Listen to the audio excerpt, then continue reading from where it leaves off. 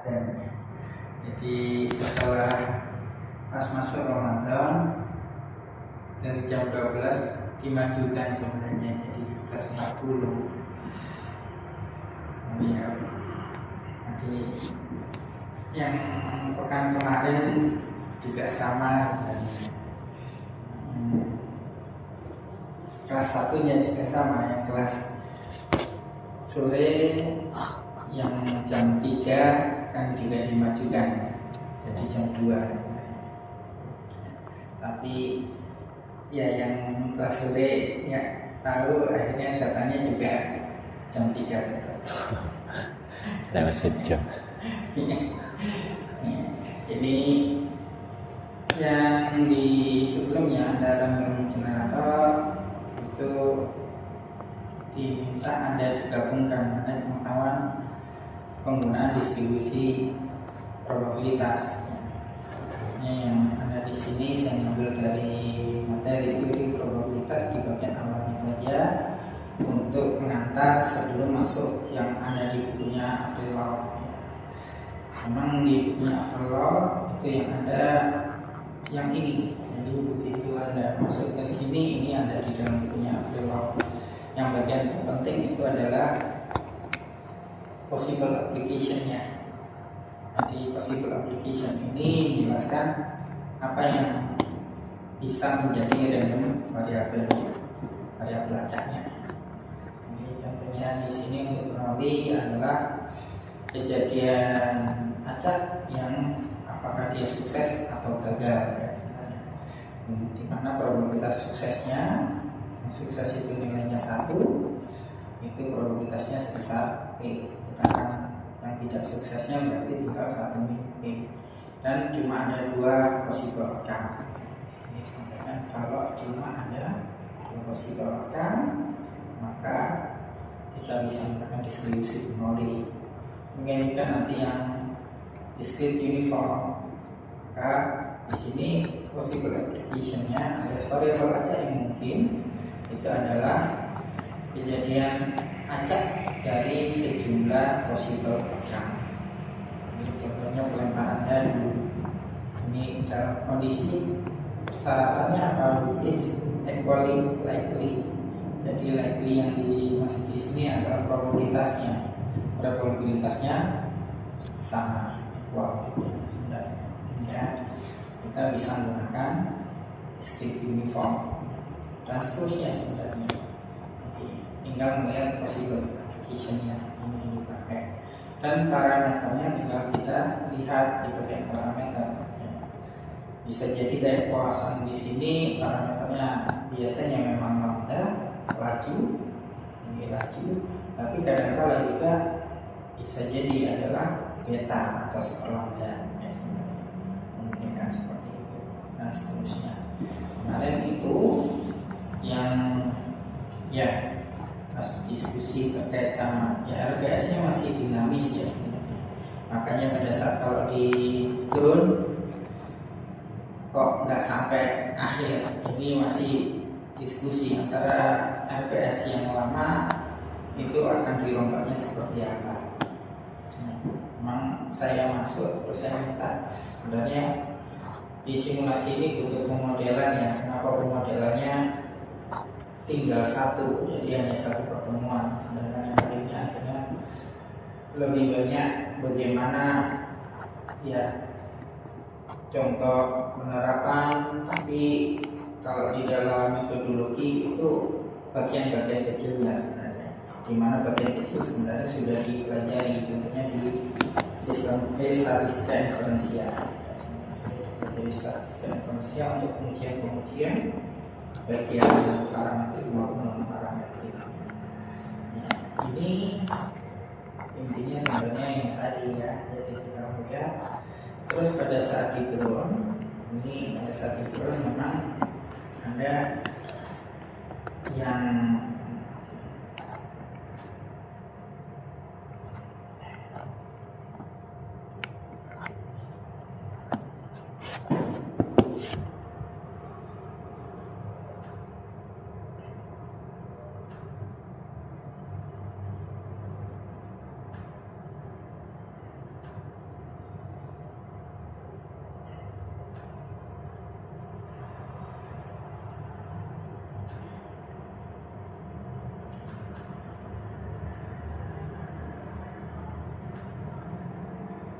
sini Anda ya saya cara mendeteksi yang memasukkan ini siapa ya kelihatan ya sebenarnya.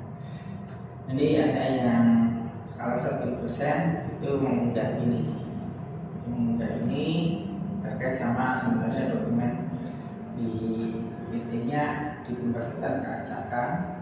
Memang yang di bagian awal, di bagian awal di sini Anda terkait sama yang menggunakan pseudo random generator. Jadi pada saat menggunakan pseudo random generator, yang bagian awal ini untuk yang menggunakan untuk pembangkitan uniform 01. Setelah uniform 01, setelah dipakai uniform 01 maka kembali dipakai untuk membangkitkan varian. Lihat di sini dari 01 nanti itu akan dipakai untuk varian. Jadi random number di sini dipakai untuk varian. Ini gambarnya di awal tadi. Pada saat pembangkitan varian yang pertama memang itu ada beberapa pendekatan yang bisa digunakan. Jadi ada inverse transform, direct transform dan seterusnya. Tetapi memang kalau di S1 nggak mengajarkan prinsip-prinsip yang lainnya, tapi secara umum adalah kita menggunakan inverse transform. Nah, dari 01 itu tinggal kita lihat bagaimana refleksinya. Hanya pada saat kalau di bagian bawah itu ada penjelasan yang lebih mudah. Ini pseudo randomnya. Jadi pada saat bilang ini pseudo randomnya, misalnya penoli tinggal penoli P, di mana P-nya itu diperoleh dari nanti parameternya P, U itu diperoleh dari pembangkitan bilangan acak uniform 01 terus dibandingkan sama parameter P. Kalau lebih kecil berarti kejadiannya sukses. Kalau lebih besar daripada B berarti kejadiannya tidak sukses. Ini Bernoulli ya. Dan kemudian juga untuk discrete uniform, pertama membagikan U dari yang pembangkitan bilangan acak uniform 01, selanjutnya tinggal dimasukkan ke persamaan untuk memperoleh nilai variabel acaknya. A ini nilai minimum, parameter minimum, B parameter maksimumnya. Kita tinggal dikalikan dengan U. Tetapi yang harus diingat di sini adalah discrete uniform. Ya. Pada saat di sini discrete uniform, maka tinggal diambil bilangan bulatnya atau disebut dengan pembulatan ke bawah. Ya. Rundown. Sebenarnya itu. Nah, dan yang tadi saya sampaikan nanti di bagian bawah itu ada pembangkitan dengan tabel. Di prinsip kalau kita menggunakan tabel,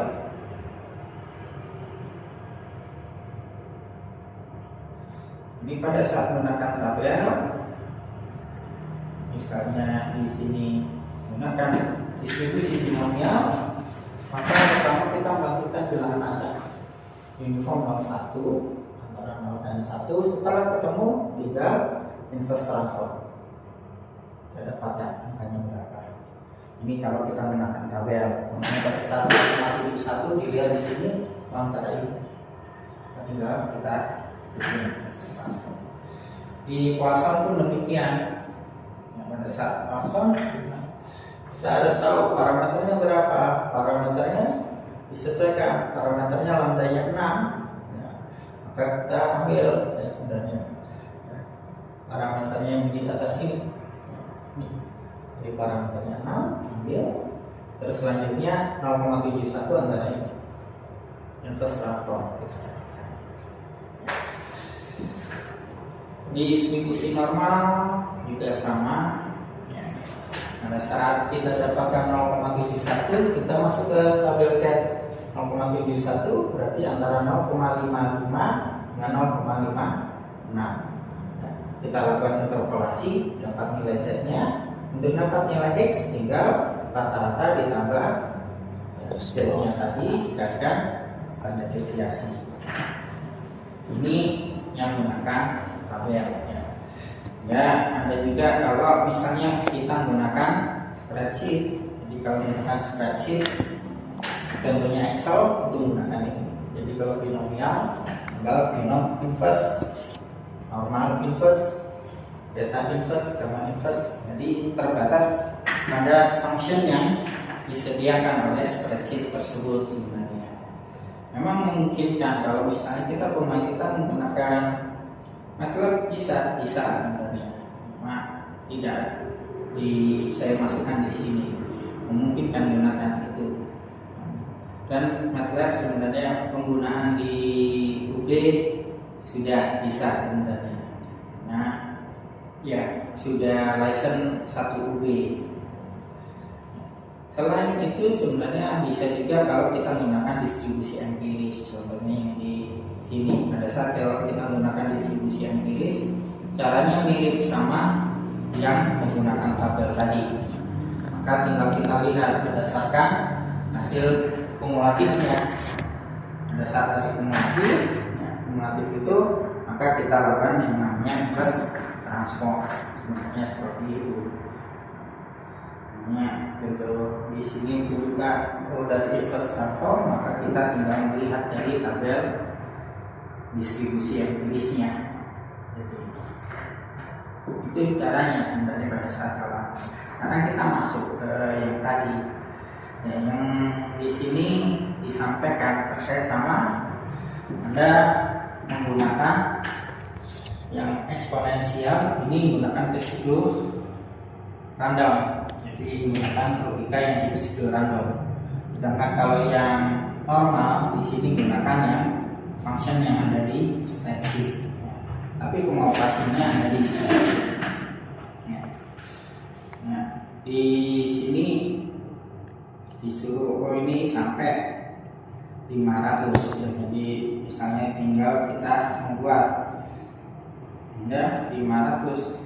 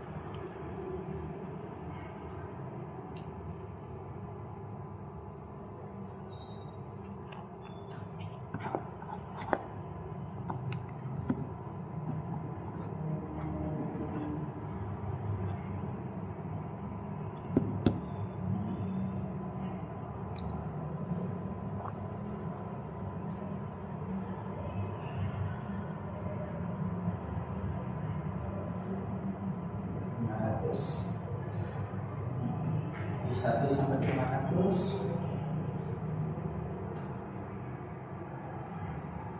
maksudnya ya,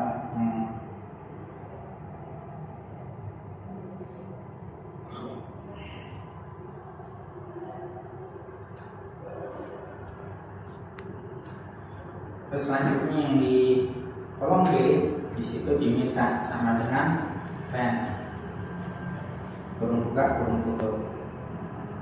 Di mana saat itu tinggal kita ikuti saja.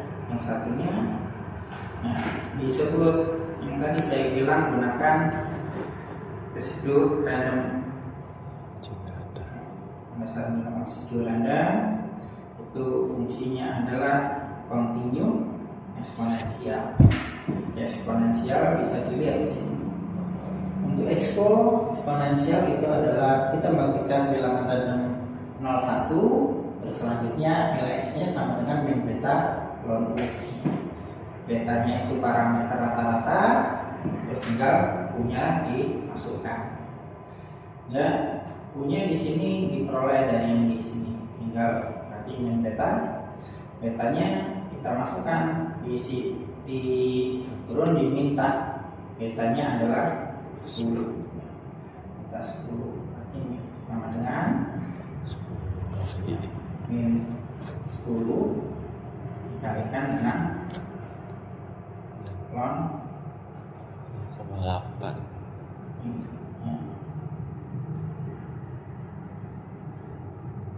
Selanjutnya yang di sini disampaikan bahwa meminta yang normal. Jadi normal inverse rata-ratanya 50, standar deviasinya 5. Dan itu menggunakan yang ada di bawah. Jadi yang tadi saya bilang pemangkitan menggunakan aplikasi spreadsheet ini.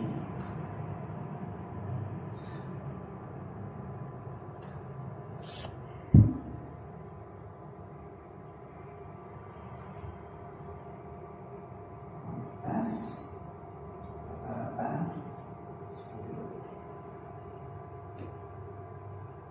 Tadi saya lupa.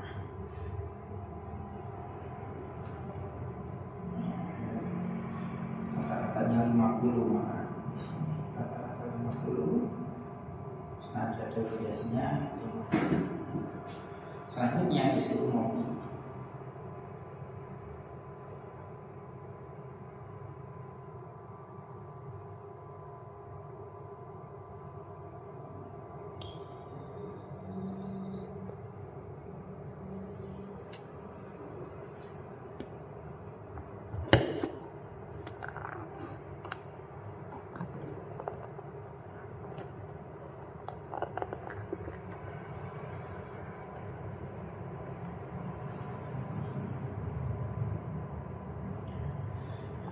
Saya disuruh ngopi seperti ini. Selanjutnya disuruh bikin grafik histogram.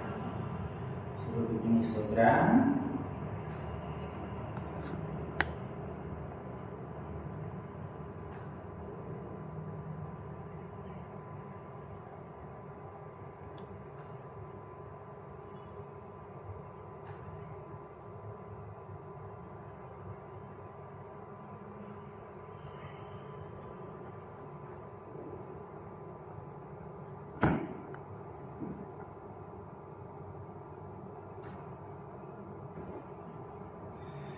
Ini yang uniform 01. Kita juga disuruh bikin histogram lagi. Set histogram. Katanya untuk yang C.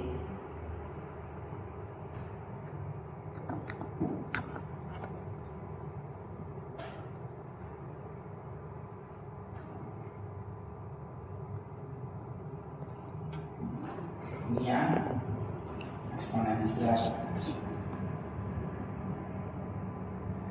Terus disuruh bikin histogram lagi.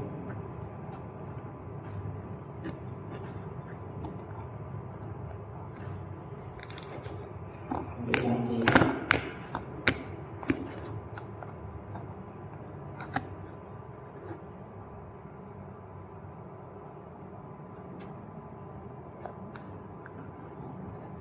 Dan dari sini kita akan melihat ya, namanya di sini setelah disuruh bikin histogram, di sini ditanya, ada pertanyaan. Ya, mengapa berbeda bentuknya? Pada saat kalau dilihat, kita akan tahu bahwa bentuk yang uniform. Ini bentuk yang uniform. Sebenarnya kalau kita tekan delete ini akan berubah. Ataupun mengetikkan apapun, sebenarnya pada saat kita memasukkan angka atau memasukkan input ke aplikasi spreadsheet maka akan berubah. Ini bentuk uniform ya, rata, seragam ya. Pada saat bentuk eksponensial seperti ini, dan selanjutnya ini bentuk distribusi normal ya, dengan bentuk variasinya akhirnya akan kita dapatkan seperti ini. Ini yang ada di dalam Brown ya, sebenarnya. Dan di situ meminta ada perintah-perintah yang ditanyakan, termasuk yang di bagian berikutnya. Pertanyaan yang berikutnya di sini disuruh hitung average kolom C. Kolom C ditanya berapa rata-ratanya, tinggal kita masukkan misalnya berapa rata-rata yang C ini, mana average C2 ke C501. Adalah kan tadi kita memasukkan datanya adalah 10, tetapi di sini angkanya tidak 10 persis. Mengapa? Karena pembangkitan acak. Di sini kadang kurang dari 10, kadang lebih dari 10 lebih, tapi kadang-kala juga kurang seperti yang tadi. Ya, ini pembangkitan 500 data, contohnya seperti itu. Ini yang diminta di dalam Brown, dan di dalam Brown ini ada permintaan disuruh mark as done. Artinya di sini berarti harus dilewati. Tetapi apakah ini saya ya, kalau melihat mestinya ini assignment ya, mestinya.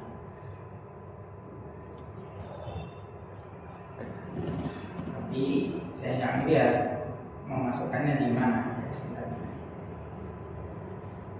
Ini bisa kalian ya dilihat nanti di Brown ada ya praktek mandiri. Nah itu caranya seperti itu. Nah kan yang di pertemuan yang sekarang itu adalah tentang formulasi problem. Memang di sini udah saya unggah terkait sama filmnya, tapi materinya kalau mengalir bisa di Google ya.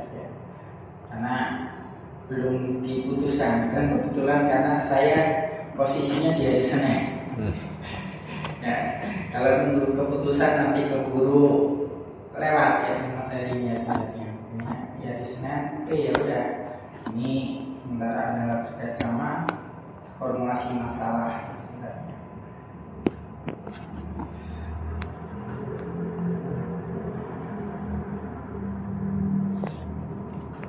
Ya, pada saat formulasi masalah, sebenarnya yang inti ini ada yang pernah saya sebutkan sebelumnya, bahwa pada saat di respons maupun pada saat di praktikum PTPS yang produksi ada kegagalan terkait sama define the problem, dan itu sebenarnya juga sudah ada di dalam pitfall. Pada saat di pitfall ada artikel yang menjelaskan mengenai pitfall itu.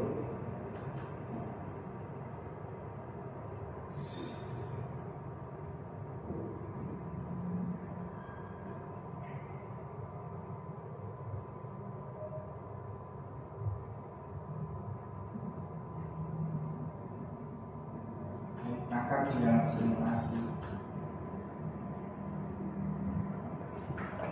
ada bagian yang di awal. Pada saat menjelaskan mengenai problem apa yang mau dijelaskan di dalam studi simulasinya belum clear, masih belum clear, masih untung yang masih belum clear. Yang paling masalah adalah paling kiri missing.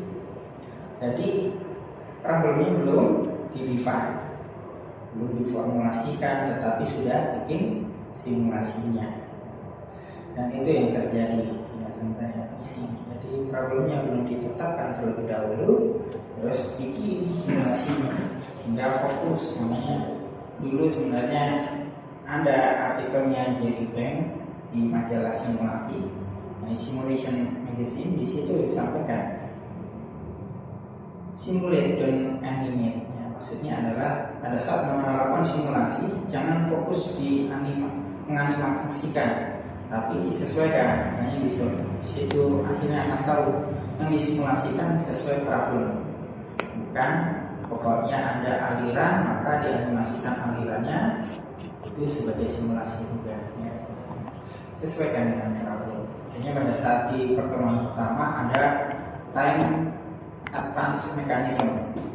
Jadi bagaimana caranya pergerakan waktu di dalam simulasi. Ada yang loncat next event, ada yang secara tetap pergerakan itu. Jadi ada yang konstan, ada yang next event. Nah, itu yang mungkin akan kita bisa tahu pada saat mensimulasikan. Ini ya sebenarnya jurnalnya pun sudah sangat lama. Ini sudah sejak di 2012, bahkan pada saat kalau baca yang pitfall yang disampaikan di bukunya Jerry Bank pun menyatakan sebenarnya ada permasalahan pada saat kita keliru mendefinisikan problem. Dan itulah yang sebenarnya pada saat generate ya movie yang di sini itu saya tekankan itu kesalahan dalam mendefinisikan problem. Kalau jalankan maka akan tahu oh ya krusial, maka krusial define the problem.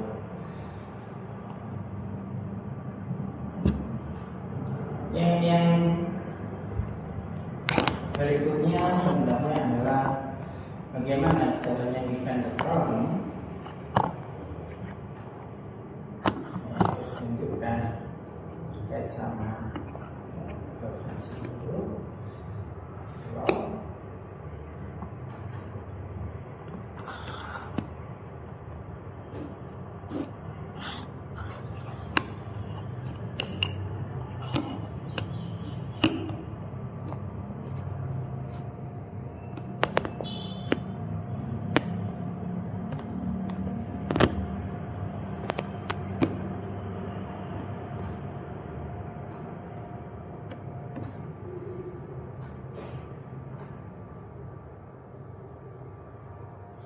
Bagian awal di sini sebenarnya untuk di bukunya ya overall ini yang tadi saya bilang ada next event time advance dan ada fixed increment time advance. Itu yang sebenarnya terkait sama bagaimana mekanisme pergerakan waktu di dalam simulasi. Kalau yang pendekatan kejadian maka time advance ya next event time advance itu sangat memungkinkan, tetapi pada saat kalau kita menggunakan yang pendekatan lainnya nanti ada kemungkinan harus rollback.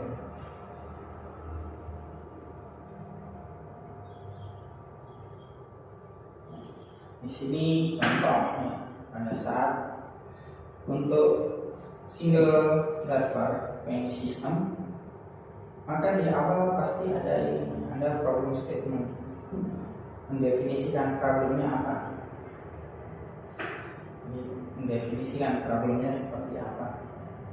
Ya, itu menjadi hal yang penting. Demikian juga untuk tes yang berikutnya mengenai inventory, tapi inventory yang ada di bukunya Avrillov itu pengadaannya secara periodik. Jadi kalau di BPC menggunakan pendekatan P ya.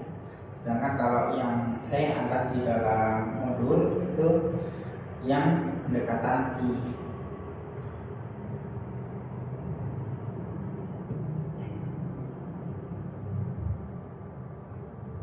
Yang antrian, nanti yang berikutnya juga ada problem yang terkait sama inventory. Oke.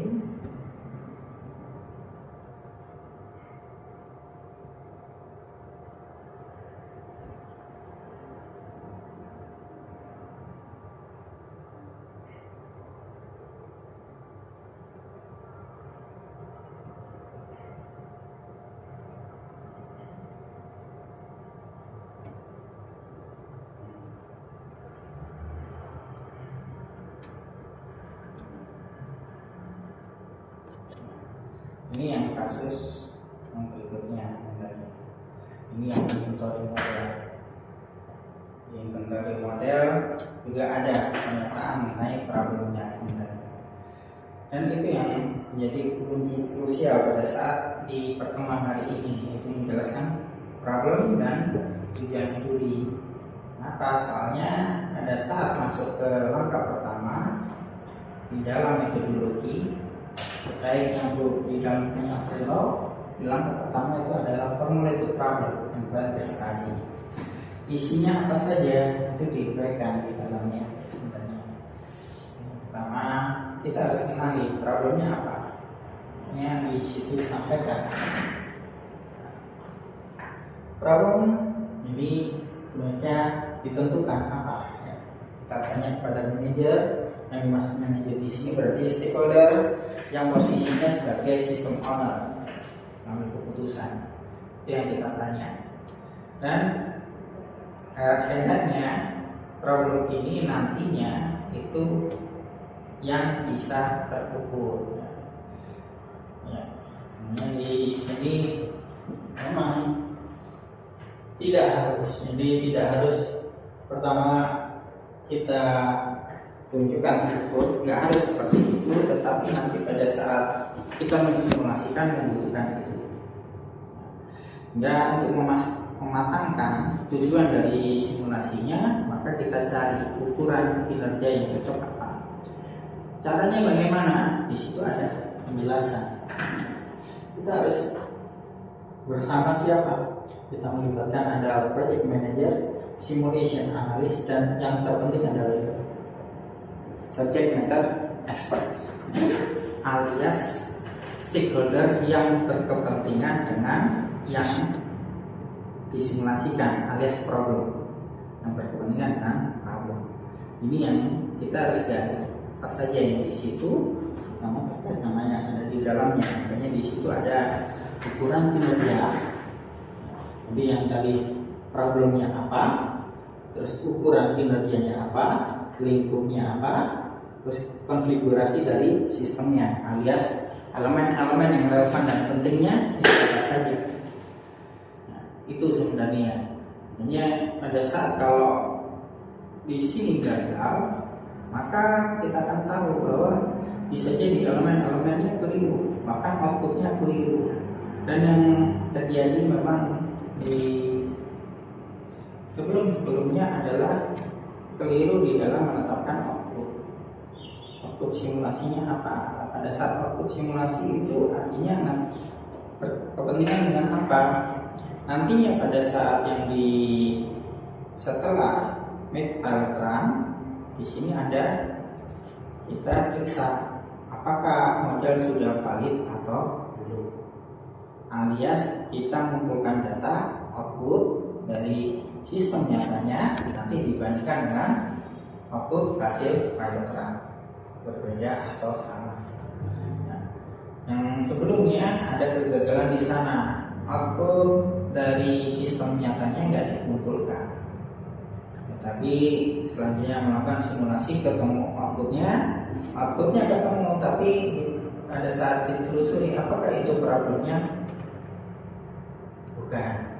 Jadi bukan, nggak tahu problemnya apa. Yang mereka hanya menginginkan pokoknya aliran di dalam produksinya itu teranimasi. Ini disebut pitfall di dalam simulasi ya sebenarnya. Ini yang ada di bukunya Avrilo, sedangkan kalau di bukunya Jerry Banks di sini memang problem formulation sama plan study itu dipecah menjadi dua, problem formulation yang di langkah pertama dan di langkah kedua setting of objects, objective and overall project plan alias plan study. Isinya sebenarnya pada saat plan study itu adalah merencanakan proyek, jadi langkah-langkah simulasi berikutnya. Ya, itu sebenarnya kunci awalnya. Sekarang bagaimana sih sebenarnya pada saat kita menggunakan simulasi untuk analisis terkait sama problem, maka kita harus paham simulasi ini bisa baik dipergunakan di dalam deductive reasoning maupun di inductive reasoning. Jadi pada saat di mana ada di sini, pada saat di sini, terus selanjutnya pada saat ini sih, ya, sebenarnya memungkinkan itu.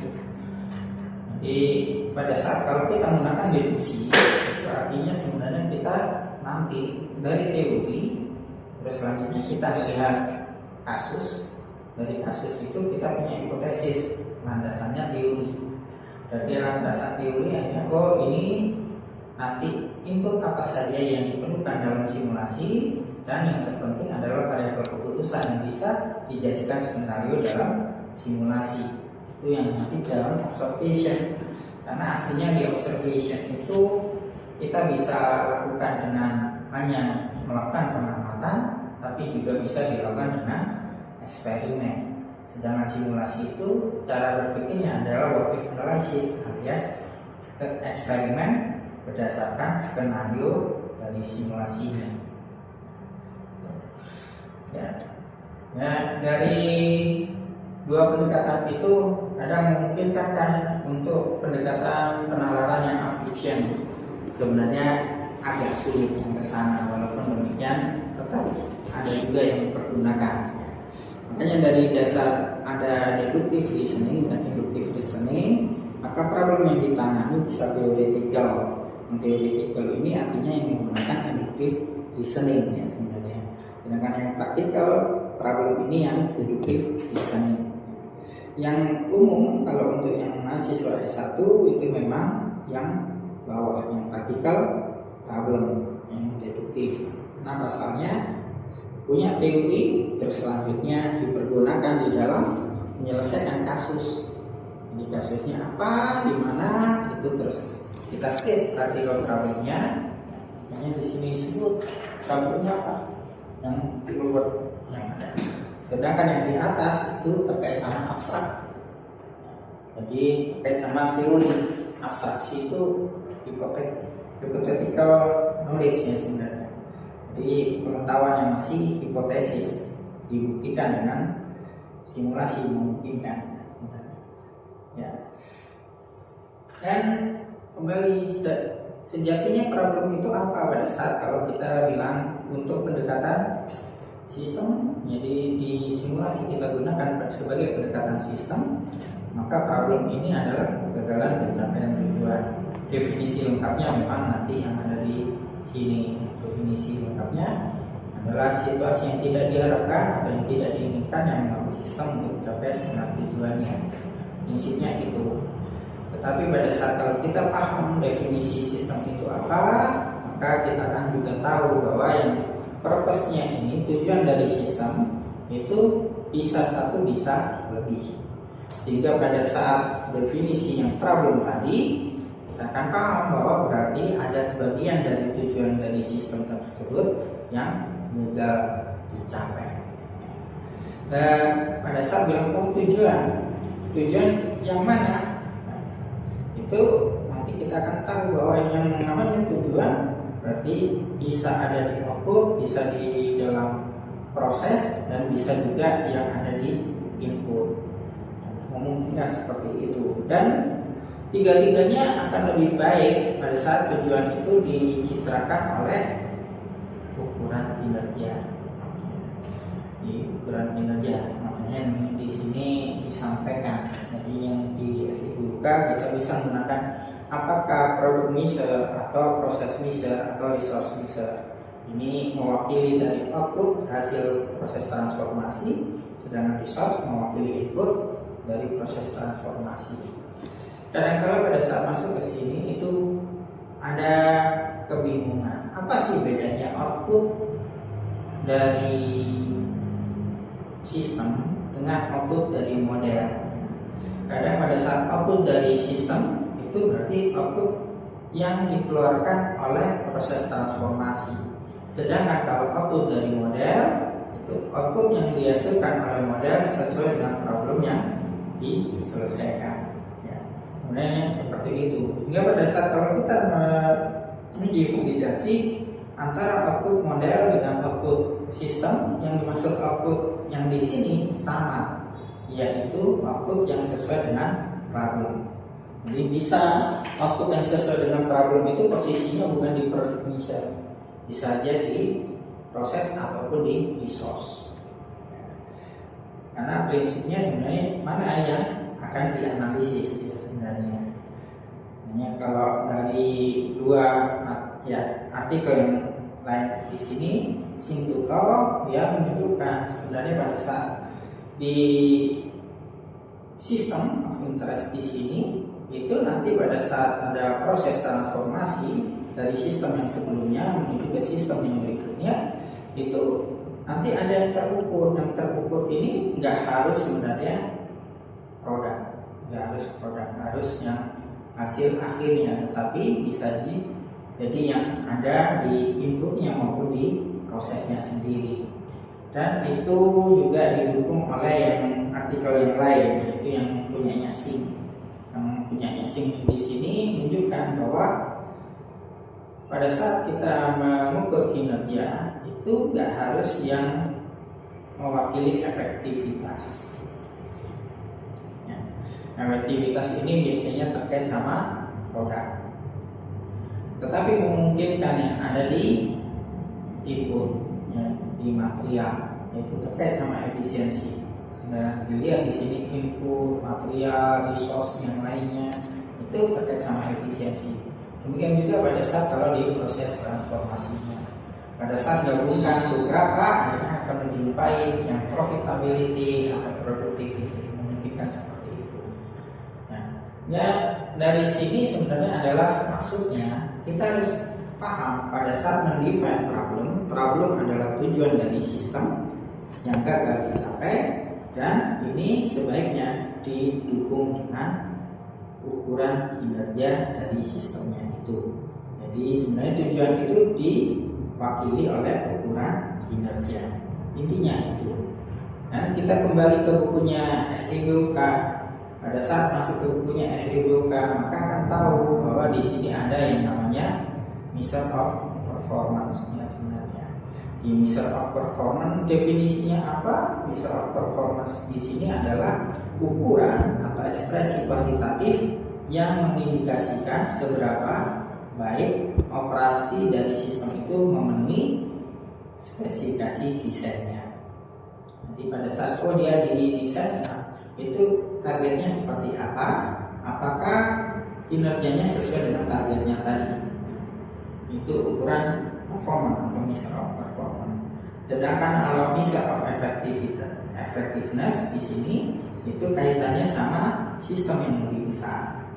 Jadi apakah keluaran dari ekspresi kuantitatif ini mengindikasikan seberapa baik operasi dari sistem tersebut berkontribusi pada kesuksesan sistem yang lebih besar, yang biasa kita kenal dengan istilah metasistem atau super sistemnya. Ya, kita tahu ada measure of performance ini yang harus disesuaikan dengan problem yang di state yang pertama. Makanya pada saat kalau misalnya di sistem antrian itu problemnya yang di state adalah panjang antriannya, maka otomatis ukuran kinerjanya mestinya adalah panjang antrian, bukan output yang dihasilkan. Demikian juga kalau bilang waktu menunggunya, ya udah berarti measure of performance-nya adalah waktu menunggu, bukan outputnya. Ini bukan produknya jumlahnya berapa, bukan itu. Ya, harus tetapkan problemnya. Dan memang pada saat define the problem ini biasanya problemnya diindikasikan dengan lagging indikator. Ya, biasanya seperti itu. Dari lagging indikator sebagai ukuran kinerja atau ukuran performansi yang mengindikasikan problem, kita juga perlu mencari faktor-faktornya, dan ini biasanya diwakili oleh leading indikator. Ini yang kadang-kala kita akhirnya tahu bagian dari requirement sebenarnya. Ini setelah kita tahu bahwa ada ukuran-ukuran baik yang lagging indikator maupun yang leading indikator, maka apa berikutnya adalah kita mencari tahu seberapa baik kita mengenal problem. pada saat seberapa baik kita mengenal problem, maka prinsip-prinsip yang ditusuk ini yang sebaiknya kita pergunakan. Alias kita melakukan investigasi langsung, melakukan pengamatan langsung di areanya, melihat situasi nyatanya, menggali fakta-fakta atau bukti-bukti nyatanya, dan pada saat seperti itu berurusan dengan teori atau rule. Dan teori dan rule ini sebenarnya merupakan domain knowledge. Sebenarnya merupakan domain knowledge, makanya wajar kalau dituntut agar paham mengenai domain knowledge. Karena kalau kita paham domain knowledge pada saat berinteraksi dengan yang tadi subject matter expert, kita akan bisa komunikasi yang baik. Berbeda kalau kita kurang paham. Kalau kurang paham, akhirnya apapun yang dikatakan oleh subject matter expert kita terima tanpa kita tahu sebenarnya maknanya apa. Ini yang seringkali juga menjadi pitfall yang berikutnya sebenarnya. Oke, di sini bagaimana caranya investigasi masalah itu? Boleh dengan observasi langsung, ya. Jadi melihat langsung, boleh dengan kuesioner, boleh dengan interview, ataupun pendekatan fact finding lainnya sebenarnya. Jadi fokus group, ini fact finding lainnya. Yang terpenting adalah kita menggali informasi mengenai problem, lagging indikatornya, leading indikatornya. Yang terpenting itu. Makanya pertanyaan-pertanyaan yang sering muncul yang biasanya dipergunakan adalah pertanyaan terkait sebenarnya apa yang terjadi. Apa yang terjadi? Ya ini untuk tahu sebenarnya problemnya apa. Terus sebenarnya nanti kita gali, terjadinya di mana, siapa yang terlibat. Terus selanjutnya pertanyaan-pertanyaan umum ini. Tapi daftar pertanyaan-pertanyaan ini hanya membantu sebagai pintu pembuka. Tetapi pada saat kalau kita ingin menggali informasi lebih jauh mengenai problem, maka harus mengikuti arus. Maksudnya adalah pada saat kalau kita melihat ada peluang untuk menggali lebih jauh mengenai problem, di saat itu boleh bertanya dengan pertanyaan-pertanyaan lain. Ini nanti pada saat di perancangan produk akan tahu. Jadi follow the flow, jadi ikuti arusnya, jangan terpaku pada daftar pertanyaan. Dan itu sebenarnya akan banyak dibantu pada saat kalau kita peka cara berpikir sistem. Dan cara berpikir sistem ini setidaknya ada dua hal. Kita harus kritis dan analitis. Kritis artinya kita tahu mana yang sebenarnya penting, mana yang nanti kita harus gali lebih jauh, nanti kita bisa tunda. Tetapi pada saat yang satunya kita harus bisa memilah-milah, pecah menjadi sub problem dan seterusnya. Ini prinsip yang dasarnya. Ini pada saat kalau kita punya dua kemampuan berpikir ini, selanjutnya memang kita akan mudah pada saat mendeteksi yang namanya gejala-gejala masalah, baik itu signs maupun symptoms. Ini prinsipnya. Ya, sign dan symptoms ini sebenarnya terkait sama yang tadi, yaitu leading indikator dan lagging indikator. Hanya pada saat ini ada gejalanya pada saat di mana lagging indikator atau leading indikator, itu yang kita bisa pilih. Dan pada saat ini di lagging indikator, ini berarti nanti di akhir jadi dampaknya. Tetapi pada saat bilang leading indikator berarti ini faktor-faktornya. Hanya pada saat kalau orang demam, contohnya yang di sini orang demam, maka kalau kita ukur lagging itu adalah kita ukur temperaturnya. Tetapi pada saat kita ingin tahu leadingnya, akhirnya kita periksa misalnya tidalnya bagaimana. Jangan-jangan dia terkena tipes. Kadang-kadang ini trombositnya bagaimana, maka diukur. Jangan-jangan dia terkena demam berdarah, contohnya itu.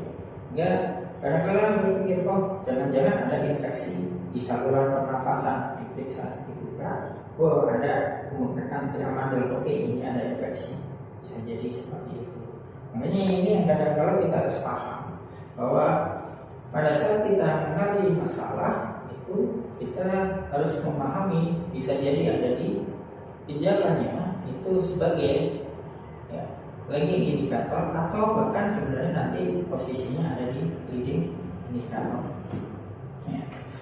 Ini sebenarnya dari gap itulah kita bisa mengembangkan nantinya untuk mencari faktor-faktor penyebab masalah. Dan dengan tahu faktor penyebab masalah, lanjutannya adalah kita bisa mengembangkan yang namanya priority. Ya, jadi yang namanya tujuan sistemnya itu bagaimana prioritasnya, karena ada banyak sekali opportunity yang bisa diungkap. Setelah tahu ini, maka barulah kita tahu caranya memformulasikan masalah. Formulasi masalah yang baik seperti apa? Itu berarti ada kriteria yang sebaiknya dipenuhi. Ya. Ini memang ada beberapa banyak kriteria yang bisa sebaiknya dipenuhi. Tapi yang paling penting adalah jelas. Makanya tadi pitfallnya apa? Pitfallnya ada yang menyebutkan tidak jelas vakum, masih kurang. Pada saat masih kurang ya udah kita nggak tahu nanti arahnya kemana. Tetapi pada saat kalau ini telah clear, jadi sudah clarity-nya bagus, oke, kita akan tahu nanti apa yang harus dilakukan berikutnya.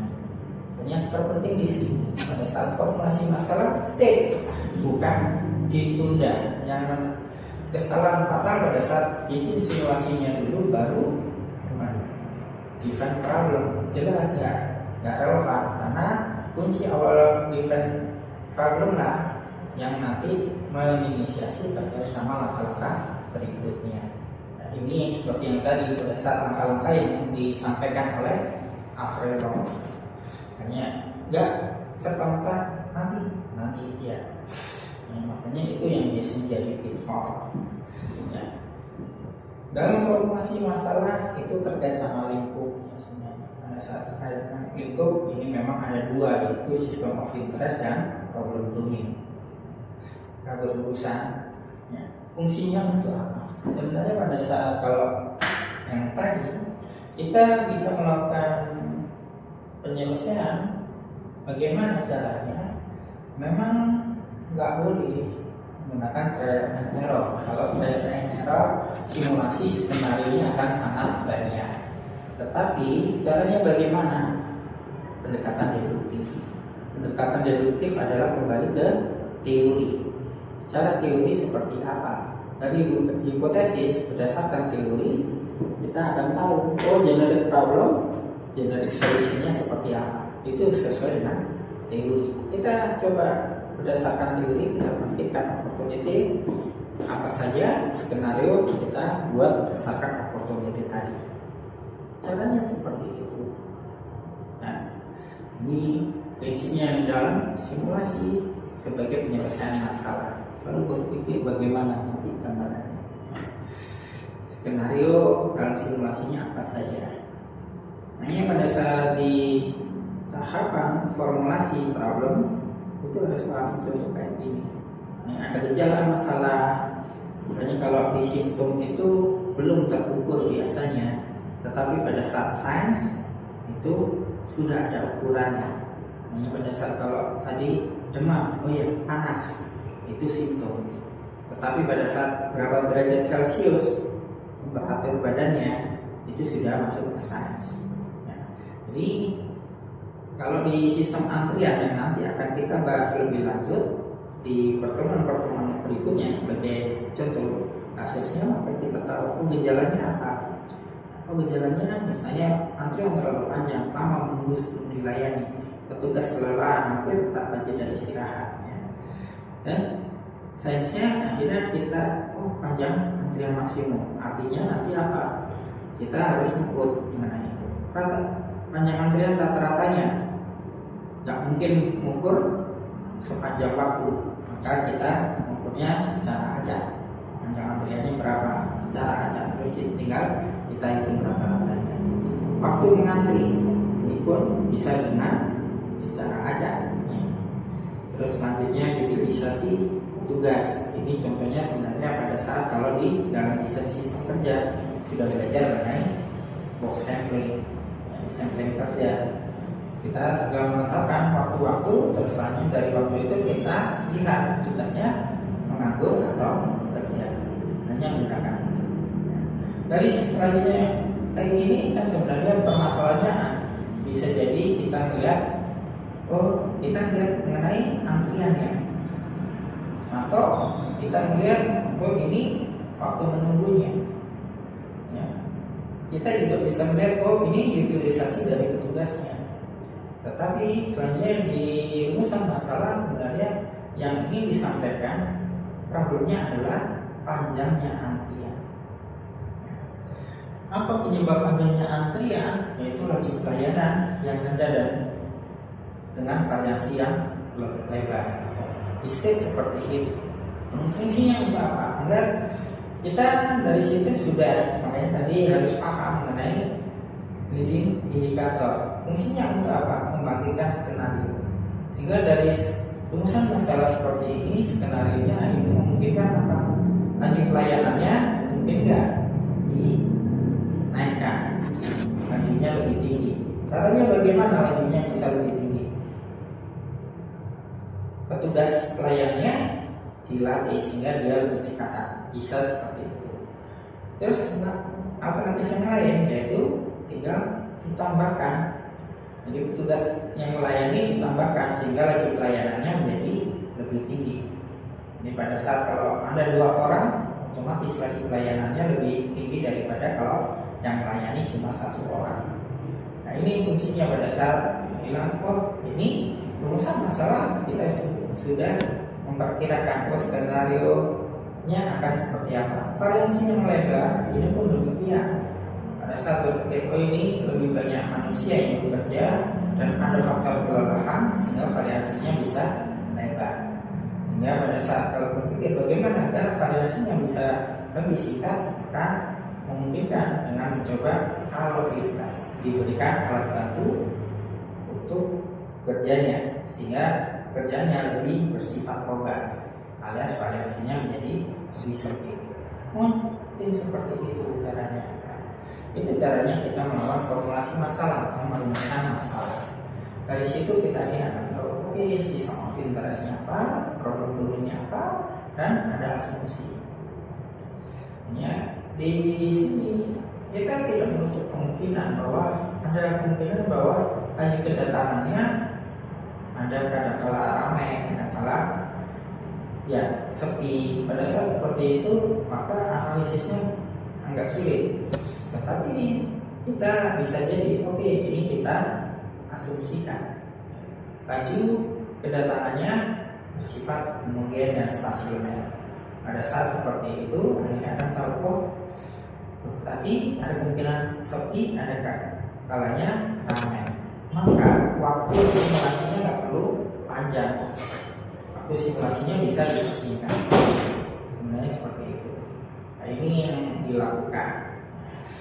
Kemudian juga nanti pada saat bilang opportunity ini yang tadi sudah ya saya sampaikan, pada saat kita merumuskan masalah kita sudah punya banyak opportunity apa saja, enggak apa saja. Terus sehingga tujuan studinya adalah misalnya dipilih dari beberapa opportunity itu apakah salah satu atau lebih.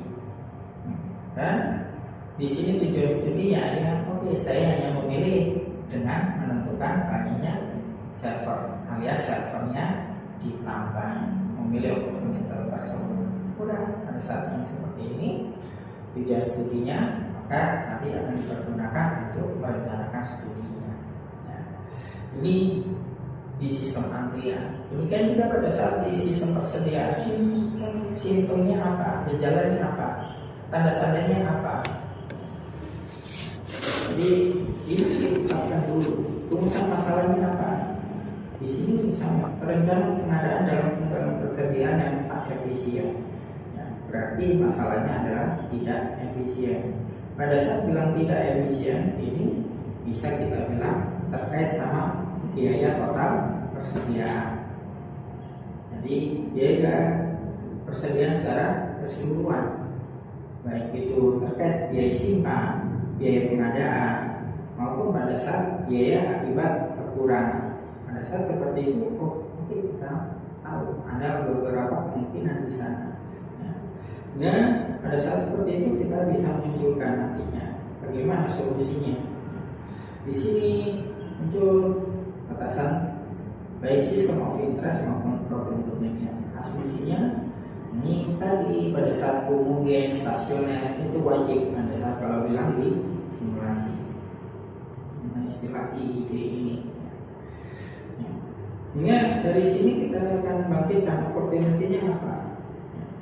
Pada saat di opportunity perencanaan pengadaan tadi, perencanaan pengadaan bisa kita menentukan ukuran lot pengadaan, bisa menentukan delta point atau kombinasi dua-duanya. Penentuan ukuran lot pengadaan bagaimana kalau kita menetapkannya adalah dengan metode B? Pada saat metode B berarti ukuran lot pengadaannya itu pada saat waktunya pesan kekurangannya berapa, itu yang diadakan. Tetapi pada saat metode I berarti ukuran lot pengadaannya ini itu cenderung konstan.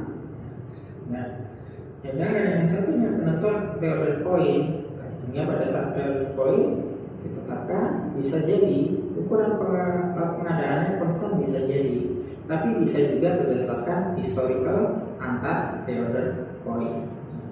Oh, ini antar reorder point, konsumsinya lajunya seberapa, waktunya berapa, maka bisa ditetapkan berapa ukuran lot pengadaannya. Memungkinkan seperti itu. Tapi yang ketiga adalah menggabungkan dua yang atas.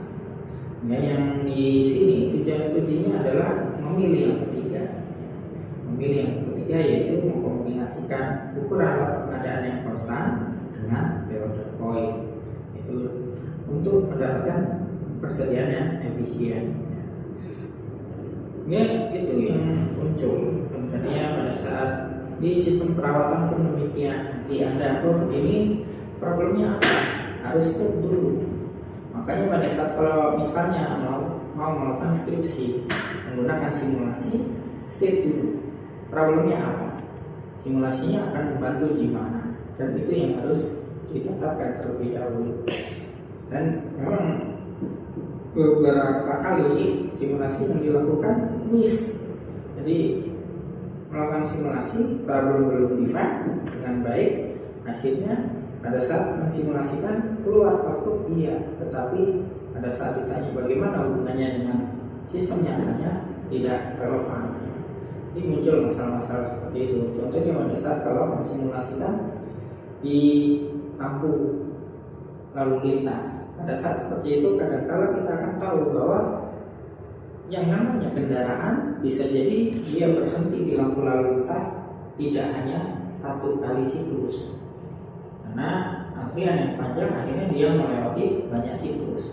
Pada saat kalau kita menganalisis problemnya adalah waktu menunggu di dalam lampu lalu lintas, maka harus paham, oh berarti nanti ukurannya kendaraan itu datang itu posisinya di mana. Kalau misalnya antriannya panjang, maka titik yang disuruh datang bukan di dekat lampu lalu lintas, dia masih jauh dari lampu lalu lintas tapi sudah berhenti, maka harus diukur. Dan ini harus dipahami. Makanya pada saat define problem harus paham mengenai itu. Memang yang tadi di sini di tahun berikutnya adalah kita requirement analysis ya. Di requirement analysis ini sebenarnya adalah terkait sama yang tadi saya sebut leading indicator. Jadi mendevelop apa saja leading indicator yang perlu dilengkapi terkait nanti yang akan dimasukkan di dalam simulasi.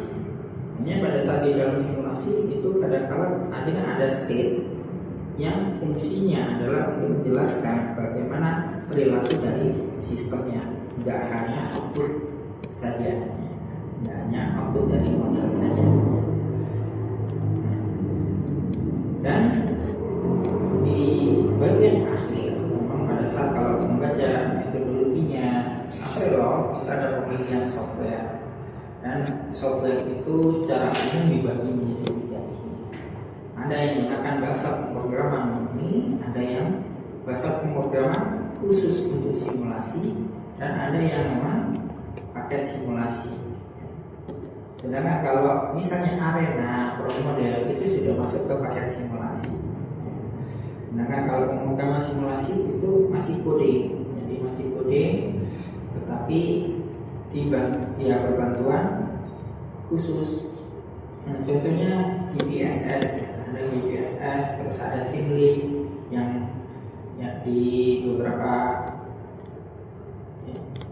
library untuk bahasa pemrograman itu ada Simulink. Terus ada juga yang kalau kita menggunakan MATLAB itu ada juga coding untuk simulasi ada di MATLAB. Di dalam beberapa aplikasi pun ada yang menambahkan library-nya khusus untuk simulasi. Ya, di sini contohnya yang tadi saya bilang ada Simulink, ya, di situ ada menggunakan library. Terus ada yang simulation, yang Simulink itu di dalam MATLAB itu juga ada ya, sebenarnya. Nah, ini jadi pada saat punya simulation language dibilang ada GPSS, ada SimScript. Kalau arena udah khusus masuk ke paket simulasi, bahkan khusus industri, ada arena, pro model, automod dan seterusnya. Sebenarnya ada yang AnyLogic ini lebih ke coding untuk simulasi. Mungkin kan juga dia membantu di discrete event simulation maupun di agent simulation. Ada pemilihannya bagaimana? Ya sesuai, kita harus istilahnya cuma cocok atau tidak. Kalau cocok boleh digunakan, ya. Kalau nggak cocok dipaksakan ya bermasalah. Tetapi kalau misalnya ini sebenarnya nggak cocok, tetapi memungkinkan untuk kita modify, ya silakan. Memungkinkan. Jadi misalnya kalau saya bisa menggunakan bahasa C dan memungkinkan softwarenya itu dimodifikasi dengan bahasa C, ya udah. Dan yang terakhir ini sebenarnya ada terkait sama pemilihan. Kita memilih dengan beberapa kriteria. Di situ ada bobot dan ada skor, tinggal dikalikan.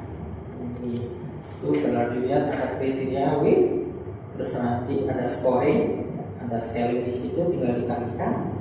Dan kita harus bisa menetapkan kira-kira software mana yang cocok. Tapi pada saat kalau kita misalnya skripsi apakah perlu melakukan ini? Enggak. Kita sudah bisa langsung pilih salah satu, pilih yang mana tools yang kita pergunakan untuk mensimulasikan.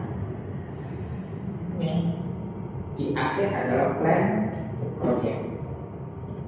Cuma dua ini materinya.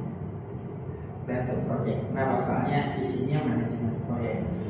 Langkah-langkahnya seperti apa? Langkah-langkahnya yang tinggal mengikuti metodologi. Ini langkah-langkah yang ada di metodologi tinggal dimasukkan sebagai work breakdown structure-nya, jadi WBS-nya. Itu sesuai metodologi. Sudah kita lakukan rencana proyeknya. Prinsipnya cuma itu. Nah, pada saat kelas skripsi ada ininya, ada di bab 3. Ini manajemen proyeknya ada di bab 3. Menyampaikan langkah-langkahnya apa dan waktunya atau jadwalnya seperti apa dari langkah-langkah tersebut. Itu sebenarnya. Yang di sini yang terpenting adalah define the problem. Ya, saya sarankan yang melihat movie-nya untuk merefresh, karena movie-nya pendek 7 menit. Refresh bahwa seberapa penting kita mengenal problem. Ini jangan sampai terjebak sama default. Itu yang bisa saya berikan hari ini. Modulnya yang di Ground belum ada, tetapi di Google Drive sudah. Itu tuh. Wassalamualaikum warahmatullahi wabarakatuh. Waalaikumsalam. Pak, mau nanya Pak, kalau cara validasi rumusan masalah biar sama kayak problem di sistem aslinya gimana Pak? Ya, sebenarnya kan ini Ini contohnya pada saat di sistem produksi, problem apa yang ingin kita angkat ya pada saat kita angkat. Mungkin kan pada saat kalau di sistem produksi, ya di produksinya itu yang ingin kita lihat adalah bisa memenuhi permintaan nggak, memenuhi demand tidak. Kalau apakah memungkinkan memenuhi demand, artinya demand menjadi input. Demand menjadi input, terus selanjutnya Anda rencana produksi juga menjadi input. Rencana produksi yang menjadi keputusan. Nah, jadi rencana produksinya ada skenario, skenario 1, skenario 2 itu ada di dalam rencana produksi. Apakah dia bisa memenuhi demand atau tidak? Tentunya itu. Tapi pada saat kalau misalnya kita ingin tahu berapa lisan yang diperlukan untuk menghasilkan 1000 unit, pada saat seperti itu kita harus lihat dulu apakah ada transfer lot yang beragam atau tidak, atau one piece rule. Pada saat kalau ini one piece rule, ya udah tinggal kita simulasikan aliran one piece rule. Ya.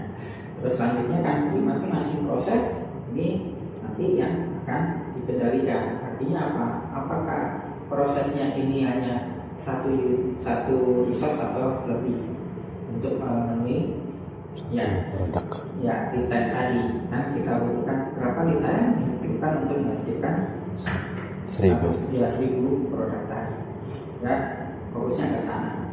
Hanya berbeda pada saat kalau dibalik berapa produk yang bisa dihasilkan dari sistem ya dalam waktu 10 hari misalnya. Maka oke, sistemnya seperti apa? Ya, terus kita simulasikan waktunya tadi ya. 10 hari waktunya berapa. Nah pada saat itu problemnya apa? Padahal sistemnya sama, sistem produksi. Tetapi pada saat problemnya berbeda, maka ya simulasinya berbeda. Prinsipnya seperti itu. Di antrian di bank pun sama. Pada saat kita ingin tahu, sebenarnya yang ingin tahu apa? Antriannya. Oke, berarti kita lihat antriannya. Tapi apakah memungkinkan yang lain? Oh iya, bisa jadi. Misalnya kita, sebaiknya jarak antara satu ya pelanggan ke pelanggan yang lain itu sebaiknya datangnya kapan? Jadi pelanggan sudah lewat online, telepon, mengaku saya akan datang untuk dilayani di sana. Di mana? Teller atau di customer service. Pada saat seperti itu tinggal melihat antriannya yang datang sebenarnya yang sudah masuk antriannya seperti apa. Kemudian dia bisa memutuskan nanti sebaiknya datang jam berapa. Ya. Pada saat seperti itu yang ingin dihasilkan, maka kita harus tahu berapa maksimum dia menunggu. Ya. Karena pada saat kita menetapkan beri inputnya jadwal sebaiknya datang, berapa lama dia menunggu. Kedatangannya adalah yang pertama dihitung adalah kedatangan dia pesan.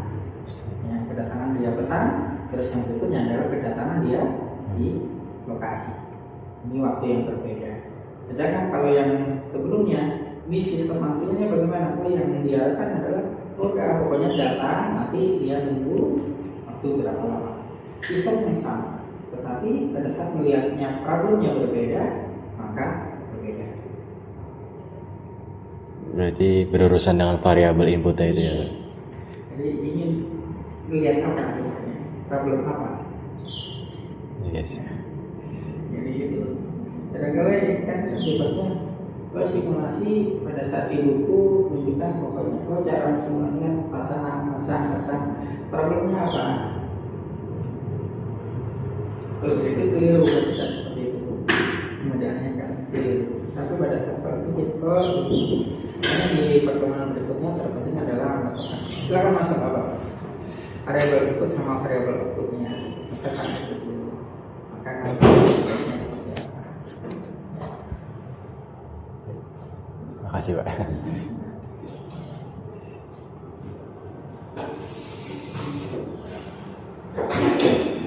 Ini nyambung. Yang kuliah di UI nyambung bukan di simulasi. teori probabilitas. Ya, seperti itu kadang ya kesalahannya memang define problem dan diikuti dengan karena define problemnya itu terlambat, akibatnya apa? Output model belum diukur dari sistemnya, jadi cara validasinya nggak bisa. Beda kalau define problem sudah kan, problem ini relevan dengan tujuan dari sistem. Tujuan sistemnya ini akhirnya kita tahu, oh diwakili sama ukuran kinerja apa. Ukuran kinerja itu yang akan jadi output. Pada saat dia jadi output, maka kita cari yang menyebabkan itu apa saja, variabel eksplanasinya apa saja. Nah, itu nanti menjadi variabel input. Tapi kita harus mengumpulkan yang lainnya, yaitu data-data requirement-nya, agar melengkapi variabel inputnya. Nah, itu sebenarnya itu yang ya beberapa